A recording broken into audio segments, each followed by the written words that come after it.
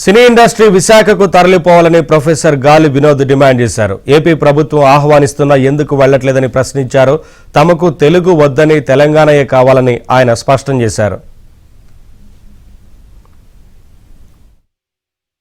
Andhra cinema industry Vizag తరలి వెళ్లేదాకా ఉస్మానియా విద్యార్థులు ఎట్లయితే చేశారో అట్లాంటిది మొత్తం యావత్ తెలంగాణ విద్యార్థులు అందరూ చేస్తారు. మీరు వైజాగ్ మీ మొత్తం తట్టాబుట్ట చదువుకొని ఇప్పుడు సంక్రాంతి రాబోతున్నది. మీరు తట్టాబుట్ట చదువుకొని వెళ్ళి అక్కడే సెటిల్ కావాలి, అంతేగాని ఇంకా దోపిడీ చేయడానికి మీకు అధికారం లేదు. లాజికల్ గా లీగల్ గా ఆల్రెడీ అక్కడ మిమ్మల్ని ముఖ్యమంత్రి గారు ఇన్వైట్ చేశారు, ఉప ముఖ్యమంత్రి గారు ఇన్వైట్ చేశారు. అక్కడ మీరు ఎందుకు పోతున్నారు అక్కడికి? ఎందుకు ఇక్కడే మమ్మల్ని దోపిడీ చేస్తున్నారు? ఈ స్టూడియోలంతా అక్కడ పెట్టుకోండి. వైజాగ్ లా తెలుగు అవసరం లేదు, మాకు తెలంగాణే కావాలి. సినీ ఇండస్ట్రీ విశాఖకు తరలిపోవాలని ప్రొఫెసర్ గాలి వినోద్ డిమాండ్ చేశారు. ఏపీ ప్రభుత్వం ఆహ్వానిస్తున్నా ఎందుకు వెళ్లట్లేదని ప్రశ్నించారు.